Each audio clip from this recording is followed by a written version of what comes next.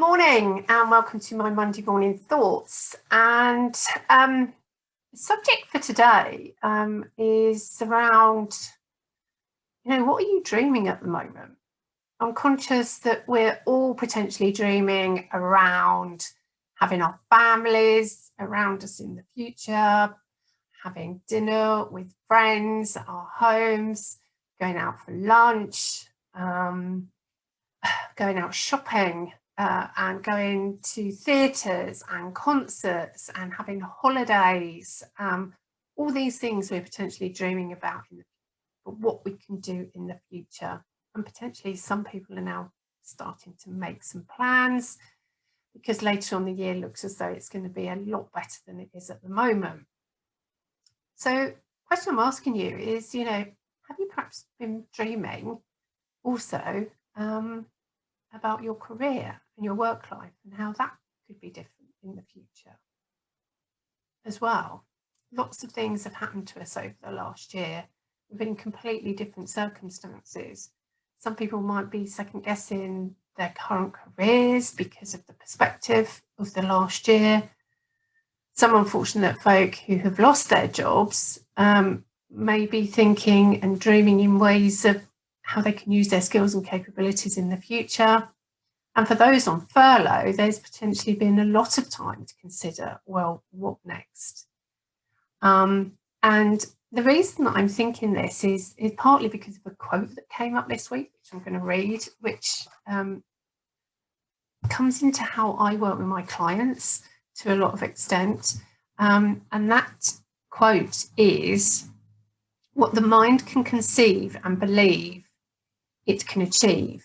Now, that's a really small quote, but sometimes we have to dream a little and let go of the past, let go of the here and now, and just let ourselves, our minds wander and go think about what might be without anchoring it down in what you've done in the past and how you feel right now, and just take some of that away and just really dream. And I've been trying to think of some words to put around this that sums it up, but I don't think I can do a lot better than the amazing Seth Godin, who in one of his small little blogs that comes out every day, wrote this little one called Jot, which I absolutely adore and have kept safe. And it's just absolutely perfect for today. So what is a jot? It's an almost magical idea, a tiny little word, a chance to make it real. If someone tasks you with carving something profound into a block of granite, the emotional overhead is probably too high to do our best work. But if you simply want to jot something down, all you need is an iota, a tiny glimpse of what might work.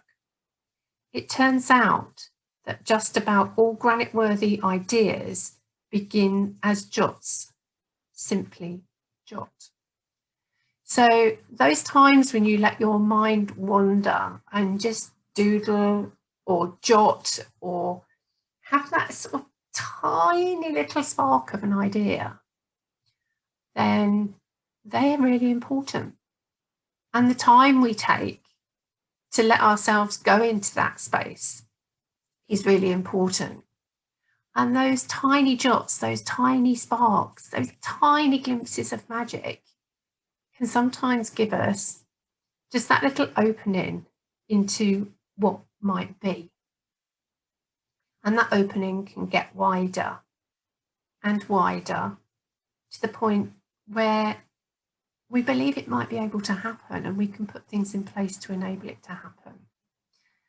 So as we're all cooped up, as we're all dreaming of lovely things we can do with friends and family, I invite you this week to dream a little, to jot a little about what life could be like for your career and your working life in the future. So have a good week. Some of us are going to be cold, some of us are going to be snowy and it's not going to be great. But what better excuse to perhaps squirrel away and have a little daydream. Speak to you all soon. Have a good week.